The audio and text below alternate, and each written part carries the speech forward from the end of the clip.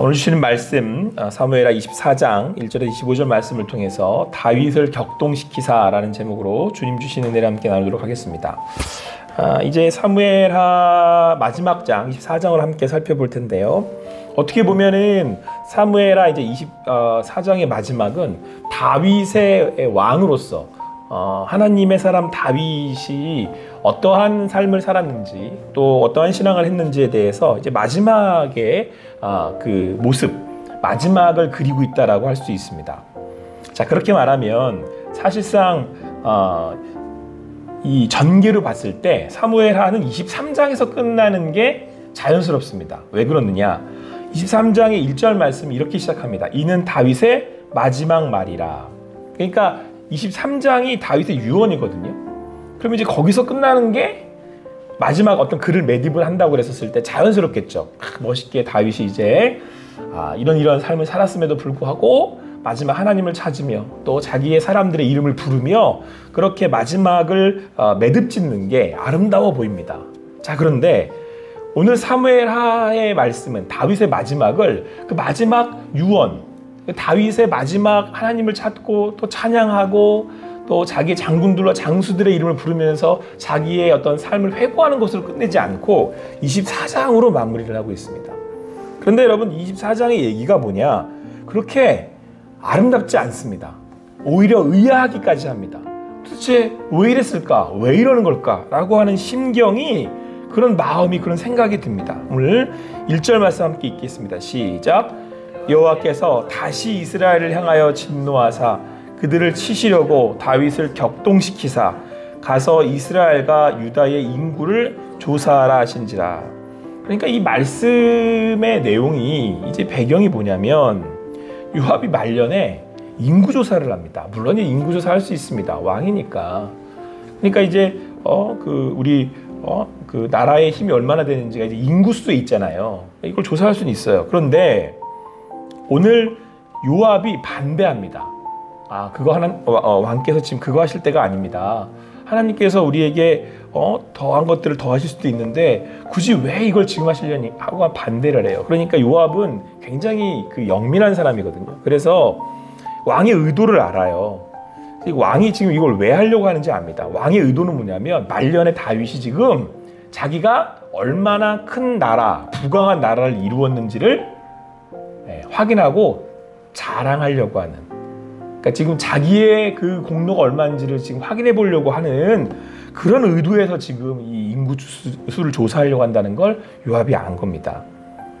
그래서 요압이 그것을 말리는데 오늘 4절 말씀 보니까 왕이 명령이 요압과 군대 사령관들을 재촉한지라. 그 다윗이 이제 몇 번 실수하고 넘어지는데 여러 가지 죄를 지었잖아요. 근데 전 제가 이 마지막 24장 보면서 되게 이해도 안 되고 피식 웃음도 나고 그냥 웃음이 나오는 이유가 그냥 이렇게 나오는 게 아니고 여러분 다윗은 죄란 죄는 다 지었어요. 마지막에 말년에 짓는 죄가 뭔지 아십니까? 권력, 명예, 힘의 그 자랑까지 해먹어요. 그러니까 여러분 다윗이 우리가 생각하는 그런 사람이 아닙니다. 사실 여러분 다윗의 엔딩이 이렇게 끝날 거라고 생각하셨습니까? 재촉을 해요. 자기네 그 부하들한테. 그래서 얼른 가서 인구조사를 해오라고. 그런데 여러분 오늘 하나님께서 이 다윗의 이 일을 이 인구조사를 하는 데 있어서 이상한 말씀을 하십니다. 뭐라고 그러냐면 하나님께서 그를 격동시키셨대요. 그러니까 다윗으로 하여금 그를 이렇게 그 마음을 이렇게 움직여서 이 인구조사를 하게끔 하셨다라는 거죠. 그래서 다윗이 여러분 어떻게 하냐면 이렇게 저녁에 그 인구조사를 하고 난 다음에 그 다음에 또 뭐라고 그러냐면 성경은 그의 마음이 뉘우쳤다 이렇게 돼 있어요. 그러니까 하나님 앞에서 그 자기가 이 인구조사를 한 것에 대해서 이건 내가 하나님 앞에서 뭐 한 거지? 라고 다시 하나님 앞에 이제 회개하고 나아가게 된다는 겁니다. 이게 무슨 경우가 쉽지 않습니까? 하나님은 그걸 또 격동시켜서 그걸 격동시켜서 인구조사를 하게 만드시고 또 다윗은 인구조사를 하고 난 다음에 또 그 마음에 죄책감이 들어서 또 그 하나님의 선지자 앞에서 회개하고 나아가고 그리고 이걸 하나님께서 마지막에 그 말씀에 넣어 놓으셨단 말이에요. 이 일로 인해서 어떻게 되냐면 심지어 이제 3일 동안 온 저녁에 온역이 일어나서 몇 명이 죽냐면 7만 명이 죽어요. 이게 이 다윗이 이게 진짜 나쁜 사람이에요. 그렇지 않습니까? 다윗의 말년에 이런 일을 해요. 다윗이 왜 이런 일이 벌어졌을까요?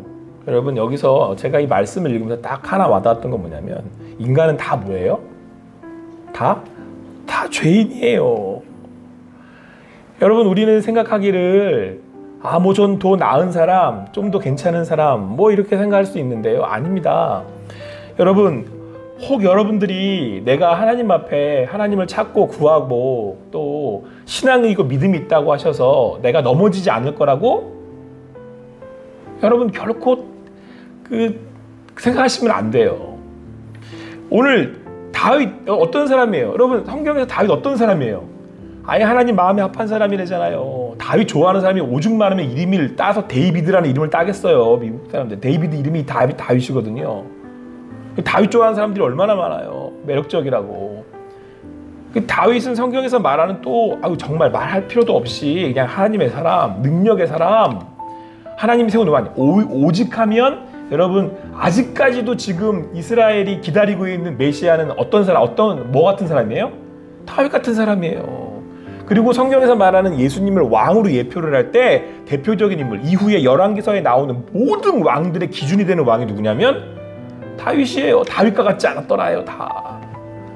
근데 여러분, 다윗은 결국 하나님의 뭐가 필요한? 은혜가 필요한 죄인이에요. 죄인. 우리가 어떠한 삶을 살아야겠습니까? 다윗이 이렇다면 그 얘기는 뭐예요? 여러분이나 저나 못다 죄인으로 언제나 넘어질 수 있고, 그래서 뭐가 필요해? 하나님의 은혜가 필요한 거예요. 은혜가.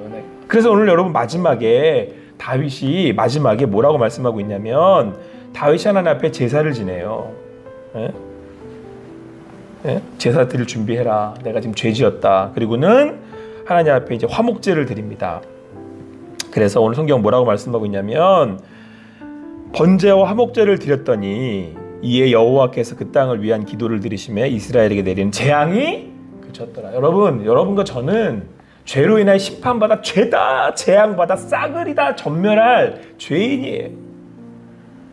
언제나 넘어질 수 있다는 얘기입니다. 그런데 하나님이 뭐로? 은혜로. 그래서 성경 오늘 뭐라고 말씀하고 있냐면, 하나님이 7만 명을 다 죽이셨잖아요.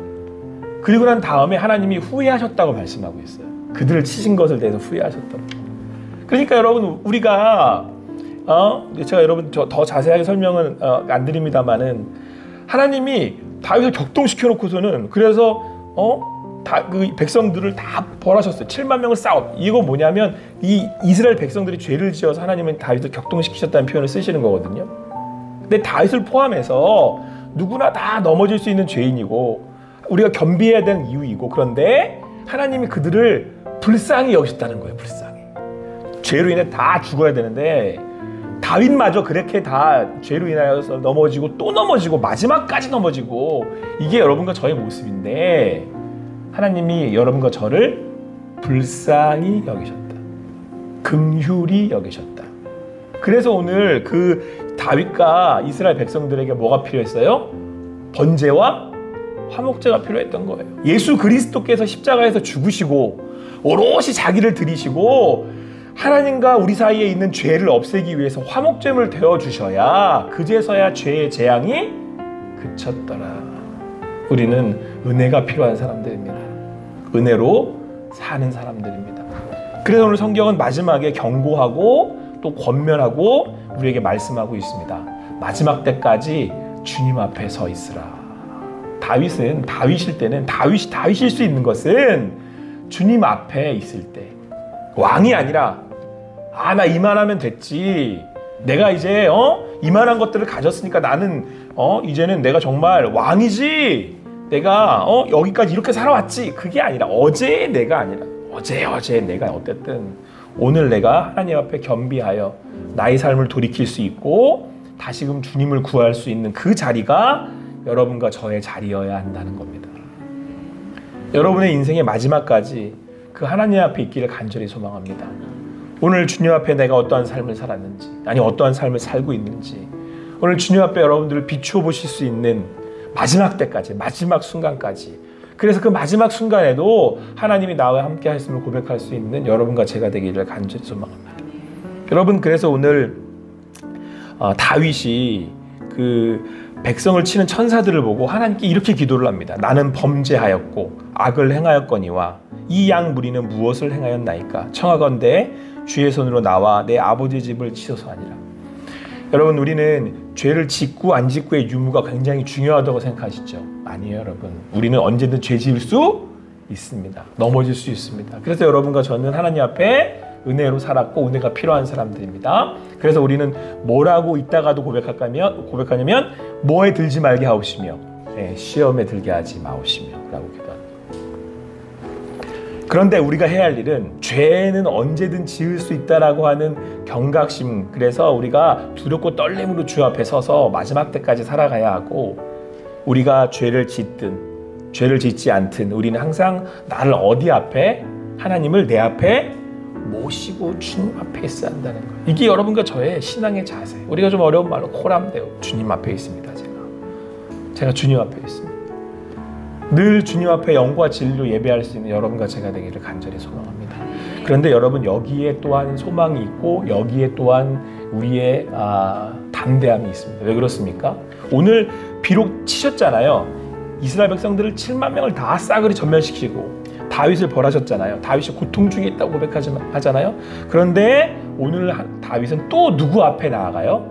하나님 앞에. 왜요? 그의 치심은 우리를 죽이시려며 함이 아니라 우리를 멸하시려며 하는 것이라, 우리를 살리려고 하시는, 십자가의 죽음은 우리를 살리려고 하시는.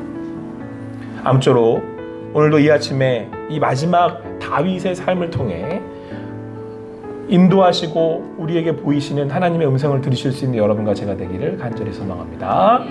그 인생의 마지막까지 주님 우리와 함께 하시기에 믿음으로 나아가시는 여러분과 제가 되기를 간절히 소망합니다. 내가 오늘 어떤 자리에 있든, 또 내가 내 삶의 나의 모습이 어떤 모습이든 주님 앞에, 여러분들 오늘도 주님 앞에, 그 주님을 내 앞에 모심으로 믿음으로 살아가는, 그래서 오늘 내가 비록 죄지어 넘어진다 할지라도 주님 앞에 나아가기에 우리의 삶에 소망이 있음을, 우리 안에 회복해 하시는 하나님의 은혜가 있음을 경험하시며 그 하나님께 나아가 예배하실 수 있는 여러분과 제가 되기를 간절히 소망합니다. 기도하시겠습니다. 사랑의 하나님, 감사합니다. 오늘도 함께 모여서 또 주님의 말씀을 듣습니다. 내 앞에 하나님을 모시고 그 하나님 앞에 주님의 음성을 들으며 나아갑니다. 우리의 인생이 결국은 마지막을 향해 나아가는 인생일진데, 우리가 때로는 연약하고 또 넘어질 수 있는 인생임을 고백하며 주님 앞에 있기를 간절히 소망하오니, 오늘도 우리와 함께 하신 하나님, 오늘도 말씀하셨사오니 이제는 그 말씀 앞에 부복하고 순종하는 우리들이 되게 하여 주시옵소서. 하나님의 은혜가 필요합니다. 하나님의 인도하심이 필요합니다. 어느 한순간 하나님, 주님 앞에 떨어지는 순간 없게 하여 주시고, 우리의 마음에 주님 주신 베풀어 주시는 은혜로, 그 은혜로 주님 앞에 있사오니 이 자리를 복인 줄 알고 오늘도 주님 안에서 사는 우리들 되게 하여 주시옵소서. 그렇게 하나님의 마음에 합한 자들 되는 우리 성도님들 되게 하여 주시옵소서. 감사합니다. 모든 것 주님께 맡겨드립니다. 하나님께서 우리 함께 하실 것을 믿고 인도하실 것을 믿고 예수님의 이름으로 기도합니다. 아멘.